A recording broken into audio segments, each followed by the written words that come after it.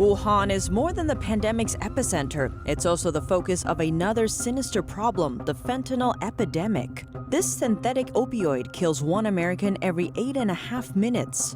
Officials say it's just a few clicks away and may be delivered to your doorstep without you even knowing it.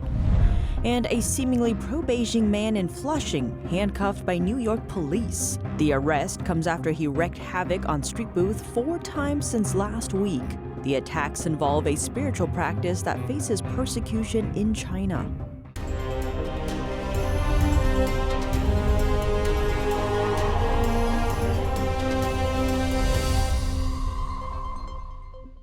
Welcome to China in Focus. I'm Tiffany Meyer. Before we turn to today's news, we have a short announcement. Starting today, we'll share a shortened version of our program on YouTube. Full episodes can be watched on NTD's partner platform Epoch TV after sign-up. We'll still broadcast Monday to Saturday at 9:30 p.m. New York time, both on YouTube and Epoch TV. We're making the change for a few reasons. YouTube demonetized us a year ago, and at the same time stopped recommending our episodes to users. Recently, they seem to have resumed part of that recommendation function, but on a limited basis. What's more, we get constant reports from viewers saying they were quietly unsubscribed from our channel without reason or notice from YouTube. For some viewers, it happened repeatedly. We aim to provide you first-hand China news you can't find elsewhere. This change aims to push that purpose even further. To sign up, please click the link down below. Fentanyl kills one American every 8.5 minutes. Many of them aren't addicts and may not even realize they're ingesting the dangerous drug. A new report shows a record-breaking 100,000-plus people died from drug overdoses over a 12-month span. But why and how is it happening? For the answer, we look to Wuhan, China, this time not as the COVID-19 epicenter, but as the world's fentanyl production capital. Every 8.5 minutes, one person in the U.S. is lethally poisoned by fentanyl. On September 6, 2021, Michael K. Williams, a prominent actor and producer, tragically overdosed in his New York City apartment from fentanyl-laced heroin. This is a public health crisis, and it has got to stop. Deadly opioids like fentanyl and heroin don't care about who you are or what you've accomplished. They just feed addiction and lead to tragedy. Among 18 to 45-year-olds, fentanyl overdoses are now the #1 cause of death in the United States. And these people are not necessarily addicts. On May 14, 2020, 22-year-old Charlie Turnan was found dead in his college dorm at Santa Clara University. That he was gone, and they said, he died of pills. And I said, pills? What are you talking about, pills? Charlie had taken a pill. He thought it was Percocet, a prescribed painkiller, but no. What they're being sold are these very realistic-looking counterfeit pills. And so they take one, which is the recommended dose, and it kills them because it's completely fake and it's made of this really potent fentanyl, which is a synthetic opioid. Early January, 4 people died within about an hour of each other in Anaheim, California. About an hour after the first call, we received the third call, which was of 3 male adults that were out on the street, or as the sidewalk, as it were, at the intersection of Anaheim and Water. Officers arrived on scene. 2 of those adult male victims were pronounced deceased on scene. Police suspect they died because of fentanyl or fentanyl-tainted drugs. Fentanyl is odorless, colorless, and tasteless, and has a knack for quietly getting into the body. It can be ingested, inhaled, or even absorbed through skin contact, and it only takes a little to cause problems. The drug is 50 to 100 times more powerful than morphine. Narcotics like morphine, codeine, and heroin originate from poppy plants. Unlike these drugs, fentanyl is made in labs, and compared to other opioids, it's cheap for dealers to turn it into a street drug, as low as $5 for a lethal dose. It can be mixed in with other drugs, and an amount the size of a few grains of salt is enough to kill you. According to the U.S. Centers for Disease Control and Prevention, annual drug overdose deaths hit a record high in recent years. Over 100,000 people in a year, more than vehicle crashes and gun deaths combined. That's the figure from May 2020 through last April, compared to just under 80,000 during the same period last year. Of those, around 64,000 died from synthetic opioids like fentanyl. In addition to the tragic loss of life, overdose deaths cost the U.S. economy $1 trillion a year. That's what the Commission on Combating Synthetic Opioid Tracking estimates. But it's not just a threat to the lives and economic well-being of Americans. The Commission says it's also one of the most pressing national security challenges.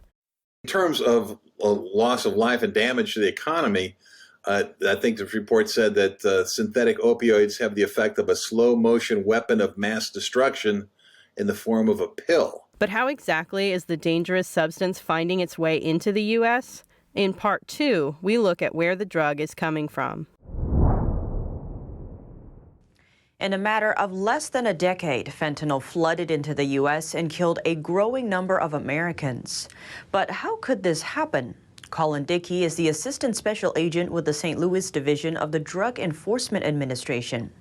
He said in his 18 years with the DEA, he has never experienced such a severe public safety and drug threat as with the current fentanyl epidemic. Dickey said synthetic drugs like fentanyl are being mass-produced in Mexico, with many of the required chemicals and ingredients coming from China. We may find a clue in fentanyl's street names. These include China Girl, Chinatown, and China White. As the U.S.-China Economic Security Review Commission, or USCC, recently noted, China is now the primary country of origin for illicit fentanyl and fentanyl-related substances trafficked into the United States. Casey Fleming is the CEO of Black Ops Partners, an intelligence think tank. He says drug cartels and their distribution networks come into play from Mexico. But the root of the problem lies somewhere else. The fentanyl manufacturing capital of the world is Wuhan, China. 2 months ago, the U.S. filed federal charges against Chinese citizen Quanfa Ye, also known as Ye Quanfa. He was accused of involvement in a fentanyl precursor chemical distribution scheme. The State Department is rewarding up to $5 million for information leading to his arrest or the disruption of his organized crime group, the Yuan Chen Group.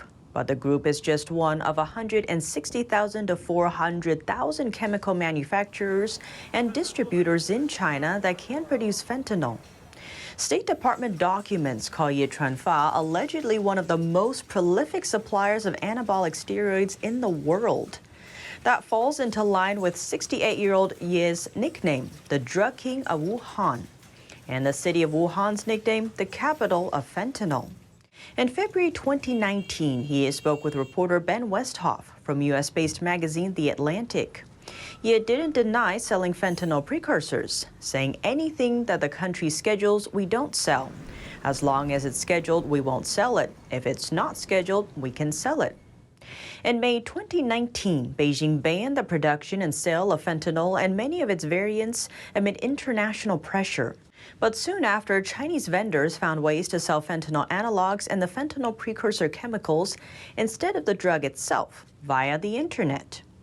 According to his indictment, Ye and his co-defendants produced and distributed approximately $280 million worth of illegal anabolic steroids to all 50 U.S. states, meaning lethal doses of fentanyl may be just a few clicks away.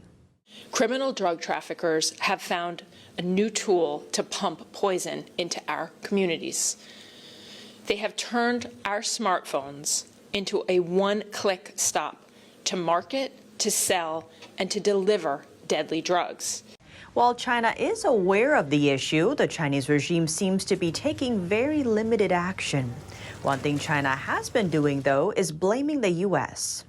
When asked for comment about the sanctions on Ye Quanfa and his 4 enterprises, China's foreign ministry spokesman said Beijing firmly opposes the U.S.'s wrongdoings and claimed the sanctions aim to shift the conflict and place blame on others.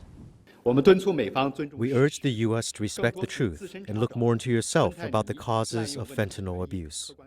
The truth is, China has been the primary source of fentanyl exports to the U.S. illicit drug market since 2013. But because of firms with special licenses granted by the Chinese Communist Party, fentanyl is still flooding into the U.S. from China. The Mexican cartels have formed a deadly partnership with the Chinese transnational criminals, and they're bombing our country with this chemical weapon called fentanyl. According to the Mexican Defense Department, federal confiscations of fentanyl are rising. They soared by over 500% from 2019 to 2021. The New York police have arrested a man from the city's second-largest Chinese community. He is the suspect in a violent act of vandalism, targeting a street booth that helps people quit the Chinese Communist Party. The movement is affiliated with a spiritual practice that the Chinese regime has persecuted for over 2 decades. Flushing, a self-made Chinatown in New York City's Queens borough. A walk through its streets often seems like taking an impromptu trip to China without ever crossing borders. But a recent attack there has hinted at even more similarities between it and mainland China. Since last week, an apparent pro-Beijing man has been vandalizing street booths set up by Falun Gong practitioners. It's happened 4 times, starting last Friday through to this week. That's until New York City police arrested the suspect, surnamed Zheng, on Tuesday, after he returned to the booth in the morning, prepared to wreak more havoc. Previously, the first few attacks happened near the Flushing Golden Shopping Mall. Practitioners of Falun Gong, a spiritual meditation discipline, volunteered to set up the booth. Its goal, to help Chinese people withdraw their memberships from the Chinese Communist Party and its affiliated organizations. As part of the booth, they installed self-made pop-up displays. They showcase photos and information about the meditation practice known as Falun Gong or Falun Dafa, as well as Beijing's decades-long persecution of the group in China. That's when a man showed up and started destroying things on site, from these pop-up displays to the decorations. In response to the attacks, a district leader for Flushing is calling for an immediate halt to violence against the faith group in the U.S. This table was ripped apart. The banners were torn apart. The pamphlets were thrown all over the district. And it is time to consider this a hate crime, a criminal offense, and that it must end, and it must end now. In a rally held over the weekend, District Leader Martha Flores Vasquez reiterated that any hate crime committed against the Falun Gong group is not allowed. This is not China. This is America. Beijing has long worked to extend its oppression of the group overseas. Back in 2008, these volunteer booths in New York came under similar attacks. At that time, a crowd of over 200 Chinese people gathered near a booth. Some waved red communist flags, while others spat on, cursed at, and physically attacked Falun Gong practitioners who were present. The World Organization for the Investigation of the Persecution of Falun Gong launched an undercover investigation into that incident. It released a voice recording in 2008. In it, then Chinese Consul General for New York, Ke Yu-peng, spoke with an undercover investigator. When some pro-Beijing Chinese finish fighting with Falun Gong practitioners, I shake hands with them one by one, thank them, and then I say a few encouraging words. But I can't do it in front of Falun Gong practitioners. Following the release of Peng's voice recording, the Chinese consulate in New York, plus other Chinese-language websites controlled by the Communist Party, removed videos of his previous speeches. But the undercover interview seems to suggest a major component about the 2008 incident. The Beijing official seems to have encouraged the violent incident against the Falun Gong group in the U.S. That's all for today's news on YouTube. But if you'd like to keep watching, the full episode is available on NTD's partner platform, Epoch TV. Click the link below to sign up. As for the rest of today's show, here's what's coming up on Epoch TV. At-home virus test kits are sweeping the U.S. market, with clients ranging from the White House to state governments. One catch, millions of them are made in China. Chinese firms are trying to raise money from U.S. investors again. And a senior economics analyst says more Chinese companies may come looking in the future if they find what they're after. And India bans 50 more Chinese apps, bringing its roster of blacklisted software to nearly 270 names. The country cites risks to its national security for the ban waves following a deadly border incident. Thanks for watching, and see you tomorrow.